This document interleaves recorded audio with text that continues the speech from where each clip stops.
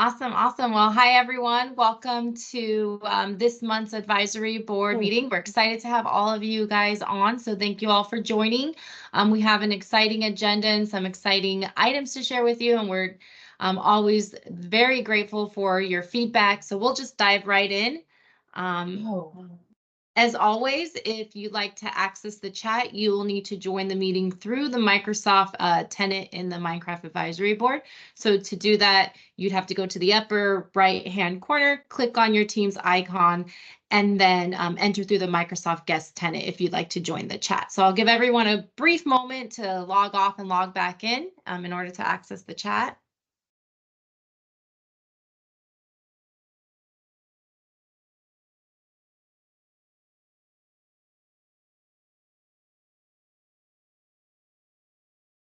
Okay. We're going to jump right in and share a little bit about the agenda. So on today's agenda, we're going to start off with Minecraft at ITSE. Morgan's going to share the schedule, the Minecraft education schedule at ITSE, and then we're going to dive right into the educational research white paper. Justin's going to share a little bit about that, and then Lila's going to share around game code curriculum. We'd love to hear your feedback on that as well. And then Carrie is we're going to have a discussion around strategies on onboarding and assessment. So we're going to dive right in. And Morgan, are you with us? Yep, I'm right here. Awesome. Yep. All right. Thanks, Erica. Hi, everybody. For those of you I don't know, my name is Morgan. I'm on our customer growth team for Minecraft education. So I'm just going to share a little bit about, for those of you that will be at ISTE, one second. If you are not muted, if you wouldn't mind muting, that would be great. Thanks so much. So yeah, I'm just going to share a little bit of background about how our team's going to show up at ISTE, and what you guys can expect. So for those of you that will be at ISTE, or maybe you have teammates that are going to be at ISTE, we would love to know. So Erica, if we can go to the next slide, I'll kind of talk through the schedule of where we're going to show up, what sessions we are participating in and leading and offering, to share more about what's coming from our team over the summer and for back to school. So there's a lot on the slide here, but just to provide a high-level overview of topics that we plan to focus on and sharing, mainly our presentations are focused on at ISTE. Top left-hand side here. So we're going to be doing a few presentations on AI and AI literacy and what's coming from our team over the summer, as well as some examples and case studies on how to leverage Minecraft education as an applied learning tool for project-based learning. We're excited to offer a session on Tuesday and Wednesday about unlocking learning with Minecraft, strategies for implementation with examples from other school leaders. And then we will be showcasing some solutions across computer science and esports. We're really excited for that. And I know Lila will share a little bit more later on this call about game code. And then we also will be having sessions and some resources on how you can onboard and implement Minecraft education at scale. And lastly, we will be talking about and having available online training cohorts, which I know we've gotten asked a lot about, but there will be registration live at ISTE for signing up for some virtual training cohorts for this summer. So a lot of different focused topics, but we're really excited to launch quite a bit of resources, new content, and supporting materials for you all at ISTE. So for those of you, I will share a document after the call here, but for those that are curious and planning out your ISTE schedule ahead of time, we will be offering 3 different types of sessions. So one, we're really excited that we're going to have an esports event on the main stage on Monday. As you can see, I have the full schedule of our sessions on the right-hand side here. So we have 4 sessions on Monday, 3 on Tuesday, and 2 on Wednesday. So the biggest one to highlight is the esports session. So we're doing a Minecraft esports showcase presented by CDW on Monday from 2 to 3:30 on the main stage. And we're really, really excited to showcase some and do an actual live esports competition and showcase many of the wonderful student teams that have competed across their school districts in the US. I don't want to give too much away, but Susie, I might pass to you if you want anything else, if you want to add anything else to that. Oh yeah, no, thanks, Morgan. Yeah, we're having four teams of students from around the US come to compete in our final build battle called Battle in the Rocks. So yeah, would love to see all of you there. Or if you have any people in your organizations attending ISTE, it'll be a really cool way to see what's possible with Minecraft academic esports and competitive build challenges. And we'll be launching a package of new resources from training to teacher materials alongside the event. So yeah, there's a little bit more about that.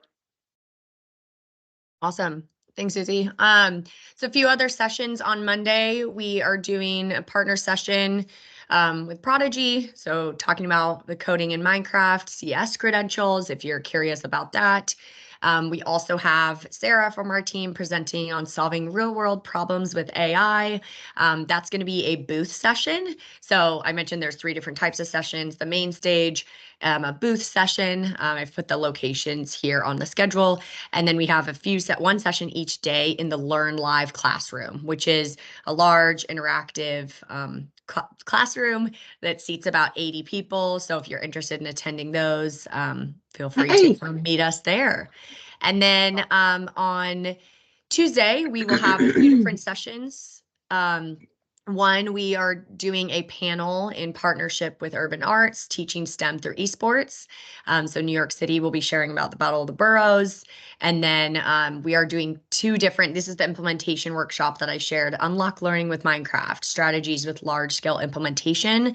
So we're partnering with LAUSD and sharing all things about, like Susie mentioned, we're launching esports resources. So we will be sharing those. We'll be sharing information on build challenges, on how to implement and build champions within your school district, which many of you have already done. But if you do have colleagues or friends across other districts who are looking to scale and implement Minecraft, learn different strategies and ways to build programs at your districts or at their districts, feel free to encourage them to attend that session.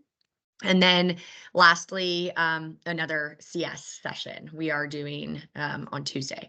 And on Wednesday, we are doing repeat sessions. So with that, I've created a form that we would love to hear if you guys are going to be there. So in terms of call to action, if you go to aka.ms/mceduist, which I'll post that in the chat, let us know if you're going to be there. We'd love to meet up. There's a few of us from the team. I will be there. Susie will be there. A few of us that we'd love to either meet with you or just have you stop by our booth or see you at any of the sessions. So with that, I'll post the link in the chat and please let me know if you have any questions. But yeah, hope to see you in June. Awesome. Thank you, Morgan. Super exciting. We hope to see everyone there. Now we're going to pass it over to Justin to go over the educational research white paper. Brilliant. Thank you very much. And hi all. Hope you're well and hope you're looking forward, some of you, to end of term. And that's in sight. Still lots of work to do, I'm sure. I'm going to take control just for a second. And really exciting about that stuff in ISTE. So I won't be there, but look forward to all the stories that you come and tell us afterwards, because I know it's a really great event if you're attending it. I'm sharing out educational research white paper. I think in the past we've talked about there's a range of educational research that supports the impact of Minecraft education. It's growing by the day. There are people, including our own Nadine, there are people who have done PhDs on various aspects of Minecraft education in different settings around the world. So what we thought we'd do is get it all together and put it into a white paper so that you had access to it for sharing with the wider world. We know we get a lot of kind of educational leadership who ask questions. So what difference does Minecraft education make? So this was a great way of pulling all that information and sharing it. So it's live at the moment on our website. We've got this great new little QR code, a little Minecraft logo in the center of it. But it's actually got an aka.ms link, Minecraft Education Impact. So you can download that. It's a PDF. We have a Spanish version. I have an Arabic version in translation, and I have a Greek version as well, should anybody want the Greek version. So we'll try and get it into different languages to support different uses. choices. But as I said before, the paper summarizes relevant peer-reviewed research. So it's about 46 papers out there. There's about 52 if you look at kind of direct published, but there's about 46 on peer-reviewed journals. Some of them look at Minecraft. So some people use Minecraft before Minecraft Education, or they were using Minecraft in Bedrock version along with Minecraft Education. So sometimes we find kind of duplication, but they all look at how Minecraft can make impact on educational outcomes. It covers K through 12 environments, so we don't go into higher education impact, we don't go into skilling impact. There are some papers on professional impact as well. We're just primarily focusing on the K through 12 environments at the moment. And it summarizes out, so it looks at core curriculum areas, so mathematics, English language arts, creative arts. It looks at broader languages, STEM impact, but it also looks at cross skills as well. So it looks at inclusion, social and emotional learning, problem solving, creative, higher order thinking, obviously within inside that paper as well, and then cites back the various research papers that are contained within inside that. We're thinking that this will be useful, getting a lot of kind of positive feedback, particularly from education leaders. And we're starting to think now, where we've summarized it in kind of those 8 pages, it is all that research into a kind of digestible format. Are there other subject areas where we can delve deeper? So some of the research actually goes into deeper into component parts of Minecraft use. So there's quite a lot on mathematics. We've actually already drafted a mathematics one to support that as well. There could be the possibility of English language arts, social and emotional learning we could go into deeper, and of course digital skilling, because there's a load of stuff around kind of computer science and digital skilling and building digital competencies with Minecraft education. And so my question to this group is, if we were to do more detailed papers rather than just the general papers, what ones might be useful for yourselves, either to help teachers to onboard, or to convince leaders, or for conversations that you've had in the past where you've gone, do you know what, just wish I had a more detailed paper on this particular subject. It might help people understand the impact. So that's my question to you folks. You can put it in the chat, you can put your hand up. If we were to do more detailed analysis or papers on more detailed subjects, what would you want us to do? And I'll hand over to the group, Erica. Great. And this is literacy. Yep.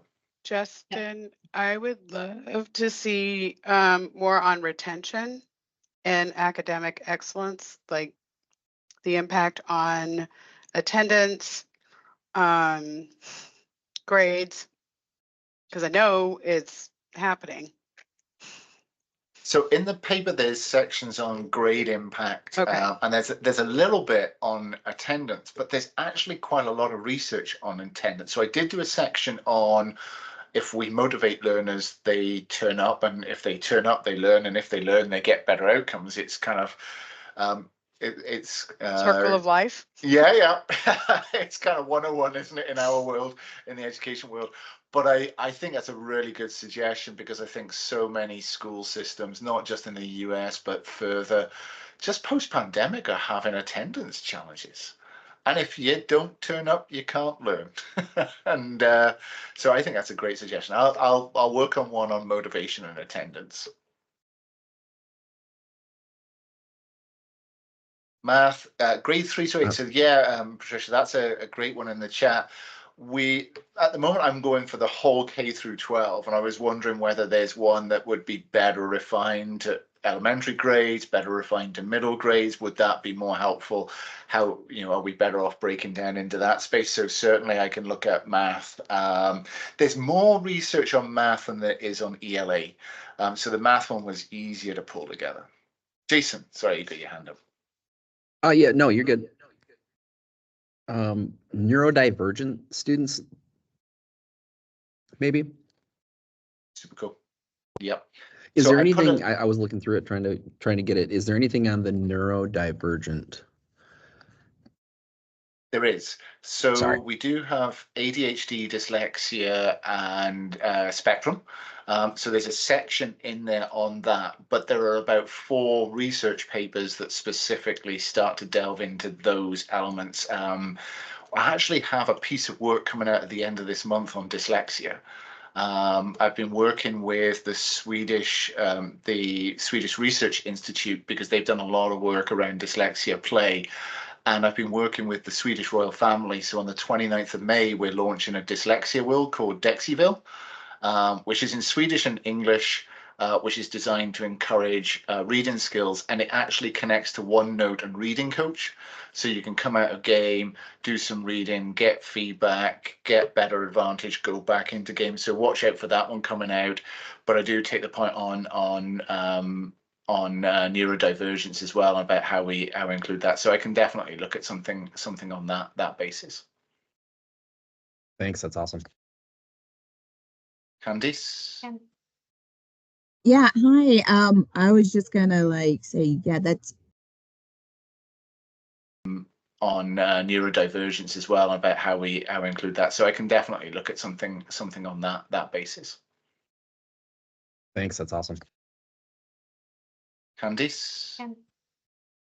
yeah, hi. I was just gonna say, yeah, that's great. The neurodivergent big piece. Our ELL students, and I mentioned in the chat, the state of Georgia, where we're at, is doing a huge literacy push right now. It's even being required to keep our teaching certifications. So this literacy piece is going to be essential. So much to the point that I'm even seeing, as I'm going to different schools right now, they are actually tearing down some of our learning, innovation, design labs that have, in the past had coding robots and a lot of those things, and turning them into literacy labs. So we want to make sure that we still have a place at the table, and that, this can still be done using programs like Minecraft. Right. So again, the kind of Dexiville work might have direct relevance to this, and backing that up with research. All right, I'll get cracking on that. 100%. Thank you.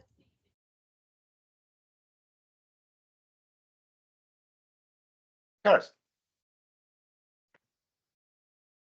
Morning, everybody. Justin, hey, great job, man. Like, this is awesome. Like, the writing on that was so clear.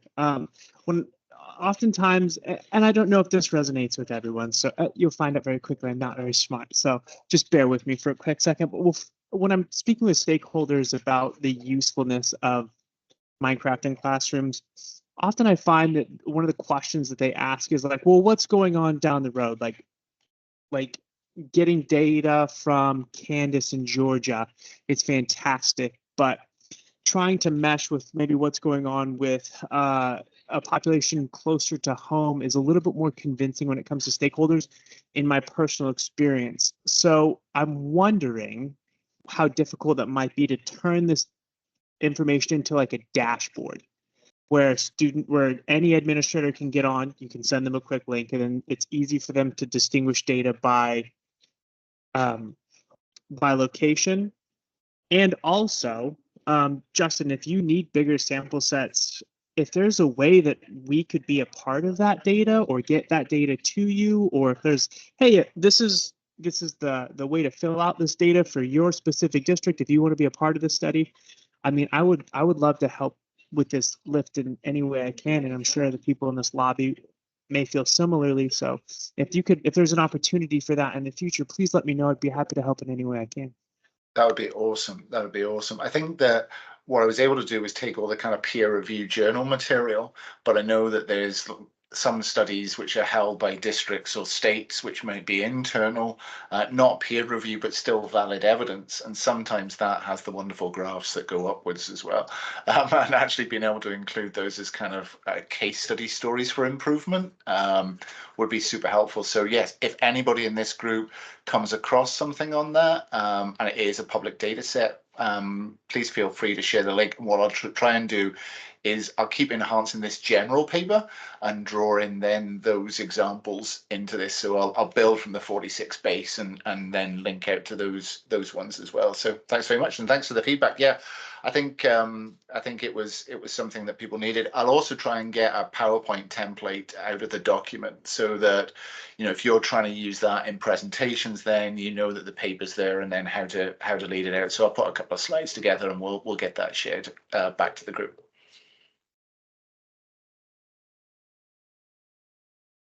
Christopher.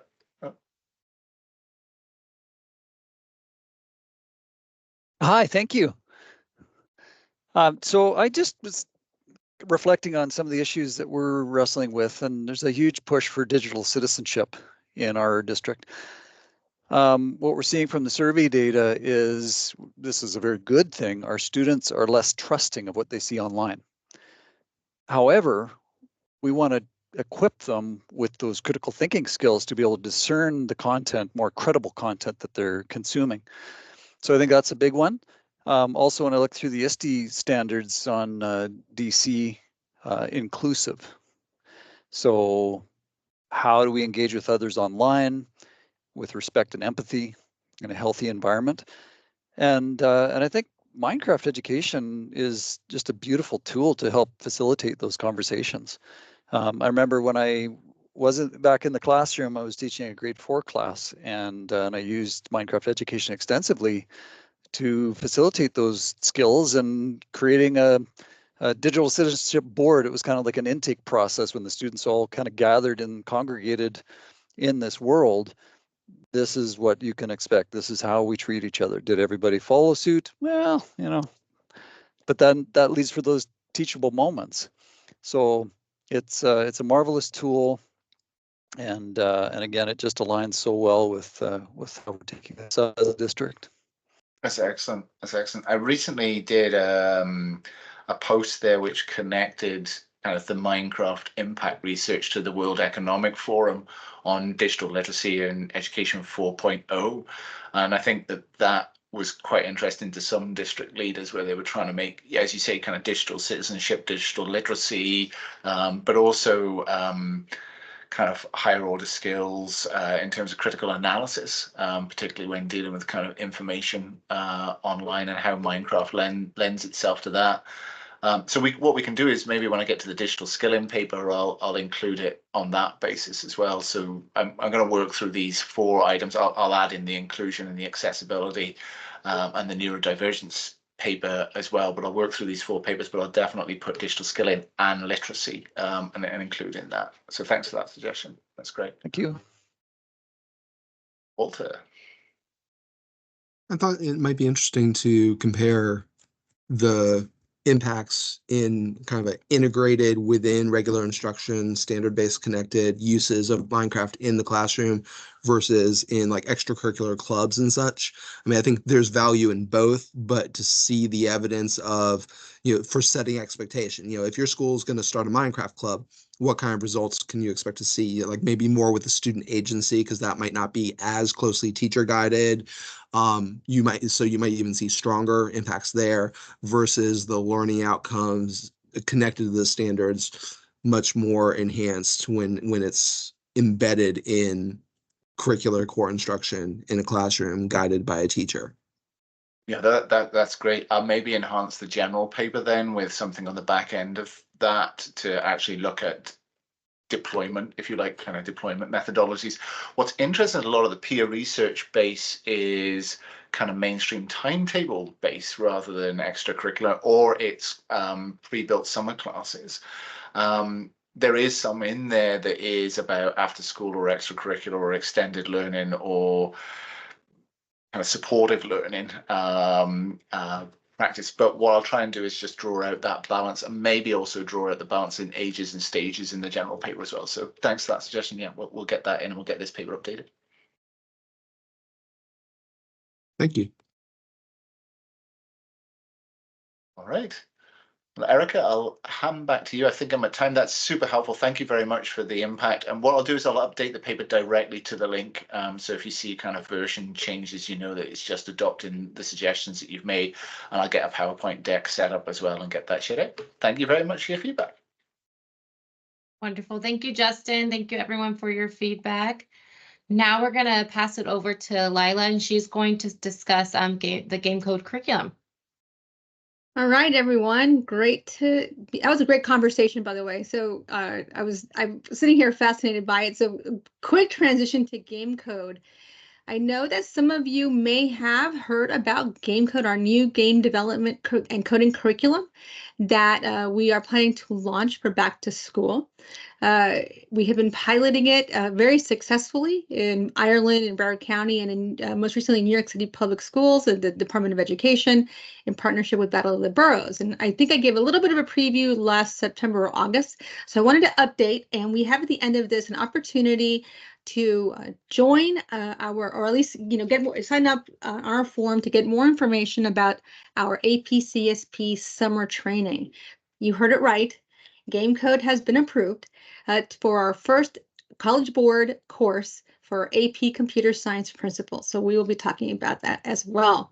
So game code is a new game dev curriculum. It's an introduction to computer science and coding utilizing MakeCode, but also leveraging the fun that kids have making and building their own mini games in Minecraft.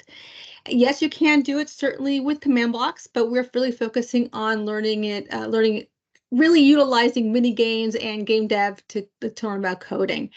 As I said, it's been approved for an APCSP class starting this fall. We will be having training in the summer and the beginning of August. The great thing about game code, if you're not familiar with it, is that it actually utilizes video video. It's a very video forward course, so that students can actually teach themselves in a way, if you want to look at it from that perspective, how to build their mini games and then share it with others. There's also an element, of course, around esports. And what I mean by that is this allows students to actually build games that they can not only share and have a community around, but also utilize it in a competitive format. We've been testing that as well. This game code was also part of the Urban Arts Creative Coders Program, which was awarded $4.3 million in January for further testing across the country. So we're really excited about what game code is doing and can do. So right now it's focused, there's two versions of game code, the APCSP version for high school, but we also have the original game coding curriculum for lower secondary. These lessons have essentially 5 games of which students build from parkour to hide and seek, and then they have enough skills to be able to build their own games. I'll give you an example of what those games look like. So you have a section first on tutorials. If you're unfamiliar with Minecraft or coding, you go through these tutorials to get familiar with the game and the platform and make code. Students then build their own parkour game with coding, their own hide and seek game, rock, paper, scissors, if you're familiar with that game, aim trainer, and dunk tank. And then they have their own build your own. And then you can build as many games as possible. The concept is you've come into this old arcade and all our kiosks are broken and you've got to code them to fix them and make them come alive. And the idea, it's really fun, and we'll have more, hopefully, games coming forward from game code in the future. We also tested this, and the idea was originally, can a student build their own mini game within 1 hour from having zero coding experience? That was the original intent of game code. So this it's a great program to be utilized in the classroom as well as in an after school environment. So we've had testing, usability testing for, yes, it is built off of MakeCode. It is usability testing for both in classroom as part of an intro to computer science class, as certainly in the after school space as well. We have all kinds of EDU materials with it. It comes with an educator overview and an educator guide. It has, of course, videos, which I'll share with you in a moment. Each kiosk or each game comes with its own student workbook, and it has formative assessments as well. But of course, the real, test of game code is, has a kid made their own game and shared it successfully with others. So let me give you some ideas of this playlist. Here's an example of the first one. Hopefully this works. Let's see, why is it not? There we go. Is it showing the full screen, Erica? No, it is not. Okay. Let's. Yikes. You're only seeing part of it. It's not terrible, Lila. I think it's okay. Okay.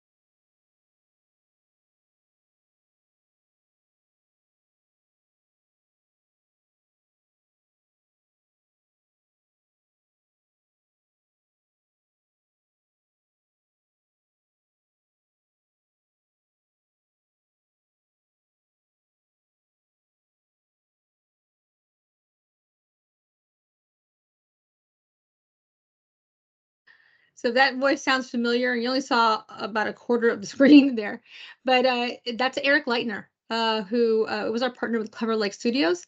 So each game, and I'll just go back to this screen, each game comes with a playlist of about 7 to 8 short 2-minute videos. A student plays the video, or a teacher can play the video, and then you build part of the coding for your game. After each, then you go back to the next video, and just like kids, and frankly, we use YouTube to teach ourselves how to do things. That's how game code moves its content forward. So you can certainly leverage the videos. You don't have to, certainly, but to be able to utilize playlists, to be able to build parkour, hide and seek, and all of these other games, and eventually students have enough skills to build their own games and then share them. We're really excited about it. It's been very successful. Each playlist is custom made by our partners at Clever Like. Really easy, and this will be also localized. We've also made a GTP material. So for those of you who lead training in your school districts, we've built out a 2-day agenda. It comes with a facilitator guide. It comes with checklists, all the slide decks for training, resource guides, and of course the playlists. So we will also be able to share those GTP materials so that you can then, of course, grow this program either in the after-school space, because it makes a great after-school experience, or certainly in class as well. I am actually going to be publishing shortly what an 18-week or semester-long club using Game Club looks like, as well as a full 36-week. And the idea is, of course, you build all of these different games, and you have an awesome arcade at the end of the semester or the school year. Super fun. It's great for CTE. Global training program, or global training partner. So that means basically train the trainer materials. We also have an MS Learn course so that you can utilize the MS Learn course to train yourself and go through these materials. And lastly, like I said, the really exciting news, we have now been able and been approved by the College Board, as you can see right here, for an AP Computer Science Principles course. We're very excited about this. This is the first credentialed course that we've had at Minecraft Education. This is an opportunity for our students, not only to in high school, not only to leverage their love of Minecraft and making games, but also if you passing that exam at the end of the year, getting 3 college credits. And we all know from research, students who take an AP course are more likely to take advanced courses and graduate from high school and attend college. And students who take AP Computer Science Principles, not even passing the test, just taking the course in and of itself, allow students to actually, the evidence shows that they're more likely to attend school, have more highly engaged students that graduate at higher rates to take a PSB, and are more likely to take a STEM major in college. So if we can use a kid's love for making games and Minecraft to start them on this incredible pathway in life, let's do it. So please sign up and learn more This is not a requirement for you to be a part of the summer training. Just sign up and share your interest in learning more about the AP CSP course with Minecraft and MakeCode. And if you want to reserve a spot in that training, please do so. We'll share this information with you afterwards as well. This is a simple form for me to collect information and then more directly communicate with you about the AP CSP course and the summer training. So that's it on Game Code. Thanks so much. Thanks, Lila. I also wanted to add one thing in addition to that summer cohort. Next year, after all of the materials have launched, and Lila, could you share one more time what the expected launch date is? We will have ongoing on-demand training for game code throughout next year. So like Lila said, we will have an MS Learn course, but we'll also have some shorter on-demand training, probably like a one hour-ish style webinar that teachers can sign up for throughout the year. So that'll be coming.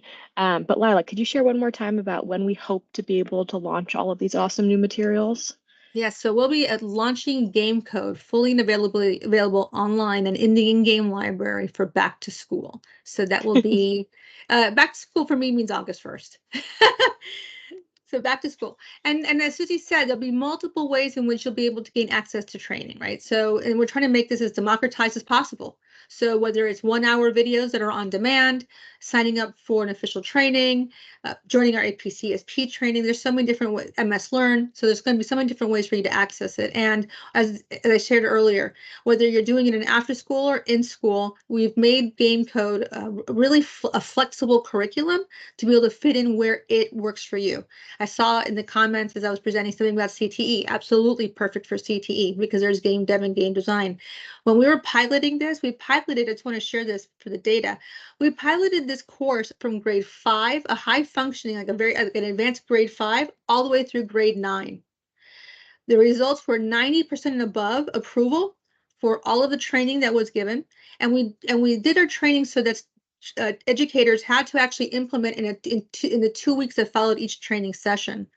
And the intent was, could students actually then build their games with only one session of professional development?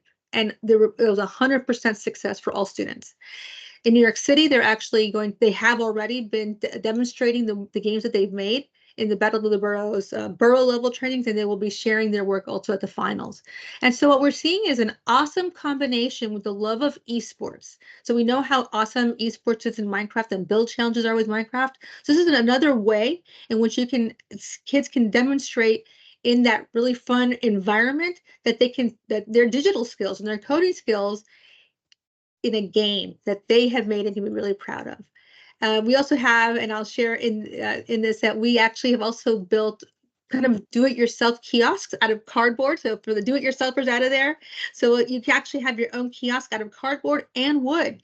So partnering with your CTE or just yourself so that you can actually really build out that arcade. Super fun. So from grade 5 all the way through high school, from a club all the way through AP CSP, we're really excited for what Game Code can offer you. Walter had a good comment in the chat. Walter, I didn't know if you wanted to come off mute and address that with Lila, but I thought that was a great question to talk about quickly if you were wanting to.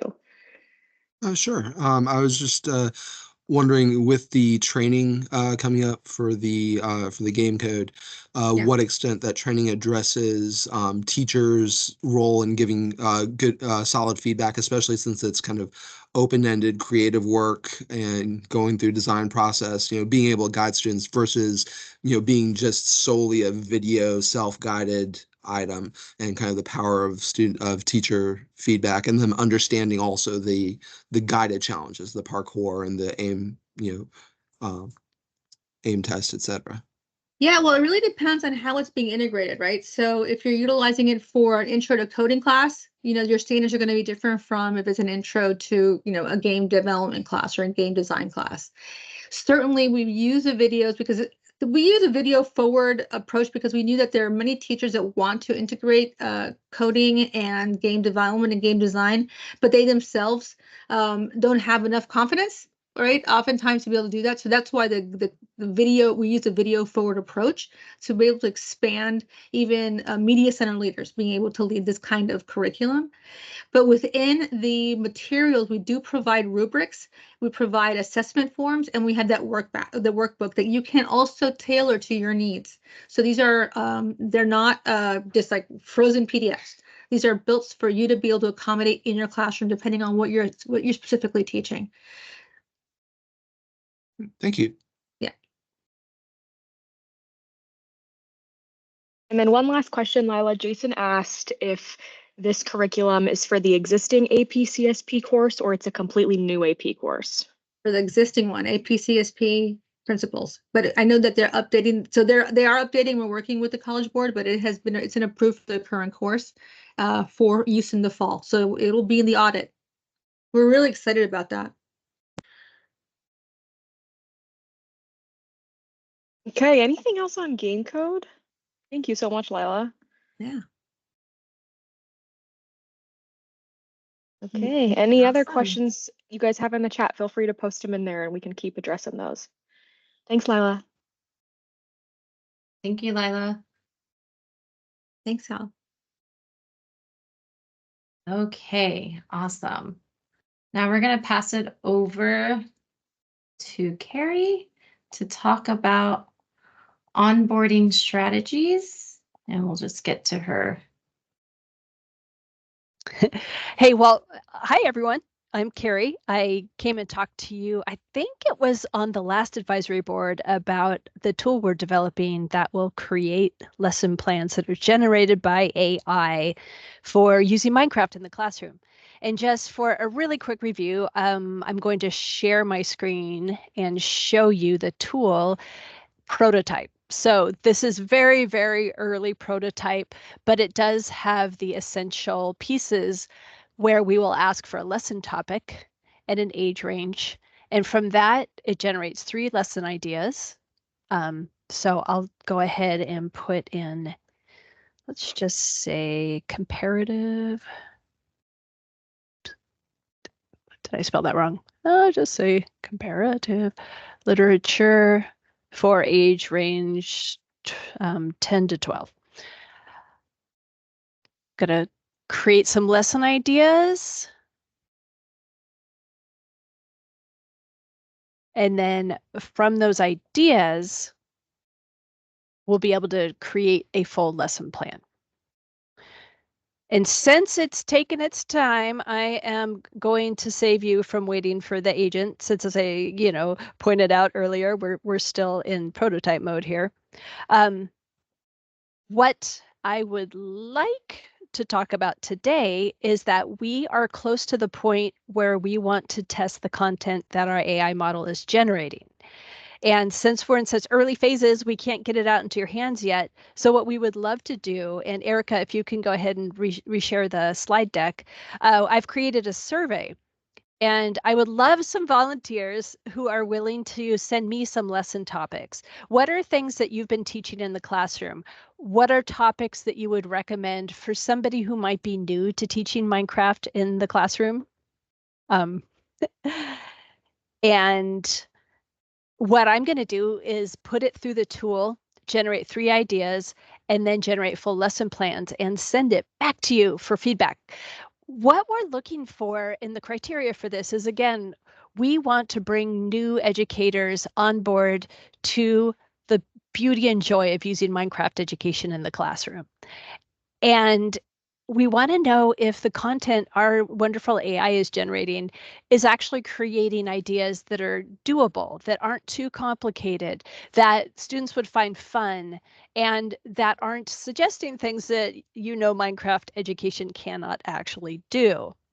And I have created a form, which there's a link in this deck. Carrie, apologies. Yes. I don't have access to chat. Otherwise, I would do that. We don't have permission. Okay. On the form. Okay. It's not open for us. Great. What I will then do is open it up afterwards to make sure everybody has access. I apologize for that. I'm going to go ahead and show you what the form looks like, just so you know what to expect. And then I will go and make sure I've got the settings correctly, because I probably had it set to internal only, or what you'll see is a very simple form. I would love your name, the email address to contact you, and then however, up to 5 lesson topics with an age range. And then what I'm going to do is turn around and send the content back to you, and would love your feedback on it as experienced educators who have also taught Minecraft in the classroom. And let me, I'm going to stop sharing for a sec. Going to go into the settings and well, I think somebody changed it already, because when I moved from one browser to another, it's now open and available. Wonderful. Thank you. Thanks for the real-time feedback, as we like to call it. Okay. If people don't have access in the chat, are you able to copy it from that screenshot, or can we, I'm sure, Erica, there'll be a follow-up to this meeting, Yes, correct? Okay, absolutely. so we'll send that link out to you, and it will work now that we know that somebody saved me on the back end there, which is amazing. Okay, thank you, Walter. Great feedback. What are you teaching today? Perfect. That's great feedback. I will take that, as I am currently writing up the whole implementation plan for this. So this could be a great idea to put in there. Any other thoughts or questions on this ask?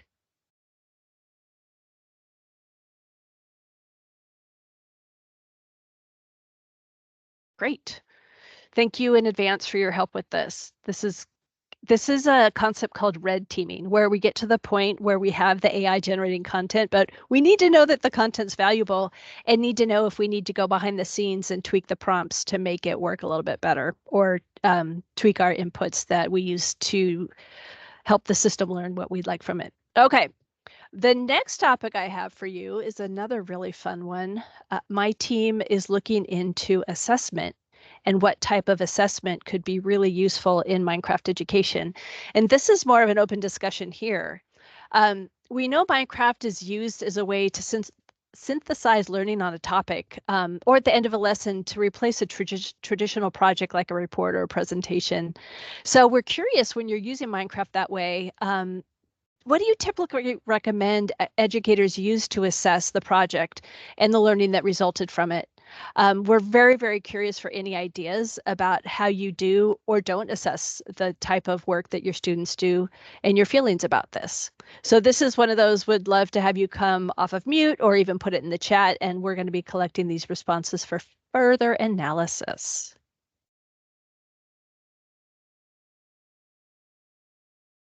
Carrie, before we jump ahead, Jennifer had a question. Does it matter if they're using Australian curriculum?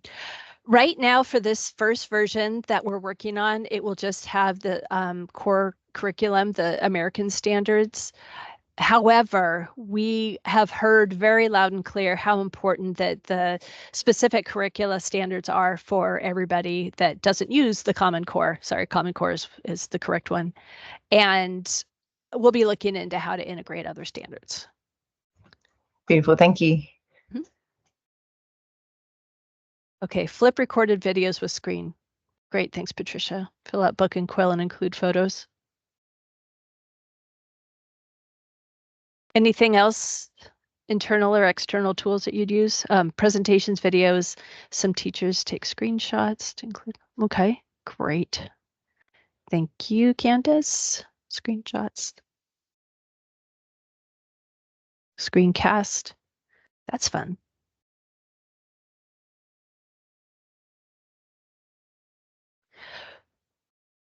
So it sounds like there's a pretty common theme of having them capture some type of recording or image of what they're doing and share that out in different ways. Yes, Mary, we totally hear you. State curricula, outside of US curriculum, we're definitely thinking about how we can make this more more honed to what you need for your situation. Another question is, would you ever want to have more of a traditional type of assessment model in Minecraft education? For example, do you think it would be a good place to have a multiple choice quiz at the end before they can exit the lesson, or have them do any kind of other assessment that you would do in a more traditional assignment? I see a head nodding. Yes, please. Yes. And so what would that look like for you, Hiba? Well, I like the idea of assessing as they go. So being able to test for understanding as part of the process and not necessarily just at the end. So if we could put things like that, because some kids do really well with that. I don't want it to overwhelm the other things, because I love the idea of video, the screen capture things, keeps them engaged in a better way. But we need, yeah, multiple choice, short answer, just mostly for check for understanding. I see that somebody had a great idea about having quiz questions delivered by NPCs and then fed into a teacher dashboard. And along those lines, would it be useful for you if even the type of assessments that we have now, such as taking a picture or writing in a journal, if that could be sent to you from within the game instead of the students having to extract it and present it to you? Yes. Well, taking from that, what I was going to ask is if there are plans to have it integrate with learning management systems, where it dumps it right in there, where you create an assignment in your learning management system, and then lots of claps for that. Apparently, that's a popular idea. To be able to make it easier for teachers to grade, so they won't have to go, because we're to different places to grade things. Great. And I see Patricia has her hand up. No, I hit the wrong button. You're trying to clap, wanting right? to clap. Oh my gosh, I do that all the time. You know what? My other signature move is I hit the leave button instead of one of those buttons. That's always really smooth. Hopefully, I won't do it today. Okay, I'm coming. Okay, quiz. NPC before the exit. Better way to embed a form at checkpoints would be amazing. That's a general video game concept. Like, how do you make it through this checkpoint to get to the next section? That's a interesting idea. Submit a file upload to an NPC, going to a dashboard. Really, these are great ideas. Students creating content versus absorbing content within the world. Yeah, so the multiple choice questions used in Minecraft, that would be great for exit tickets. They have to answer it correctly to move on. And I think students are highly motivated to move through the game when they're playing in Minecraft. Yeah, and then have an assessment that would be editable. Very cool. Canvas, yes, thank you for that, Patricia. Curious about what other LMS people use and what you would love to integrate with. Go ahead and throw that in the chat or come off mute. I don't know why I'm in the education tenant and I still don't have chat, so I apologize for unmuting so much. Canvas. Canvas, okay. Links can be used to LMS discussions or assignments. Schoology, yeah, my son uses that one too. Dreaming Big Ender Dragon Battle Assessment Engine, yes. That would be amazing. That you have to actually answer questions that will take away the health of the Ender Dragon, making it kind of fun. Love that. Agree with Canvas. Virtual teacher would love to have Canvas integrations. So it sounds like whatever the form of the assessment, having the students be able to deliver it to you in a more seamless way, integrated within the game, would be ideal for many people. Great. Okay, I see we have 4 minutes left, so I'm going to let Erica wrap it up. feel free to add more to the chat, or probably Erica, you're going to send out a follow-up, right? Feel free to respond to Erica too if you think of something else, and she'll pass it on to me. And also remember to fill out that form so we can play with some really cool lesson plan output. Thanks everyone. I really appreciate your time and everything that you do for the community. It helps us so much build a product that you can use even better. Wonderful. Thank you, Carrie. Thank you, everyone, for hopping on and sharing your feedback. I'll go ahead and send out the recording along with all the links that we went over today, so that way you guys have access to it. And as Carrie said, if you have any additional feedback that you'd like to share, feel free just to reply to my email and I can pass it on to the team. But thank you all for joining. I hope you guys all have a great day. I know as we're wrapping up the school year, I hope everyone is enjoying the last days of the school year. So thank you all for joining. We really appreciate it, and we truly value your feedback. Thanks, everybody. Thanks, Erica.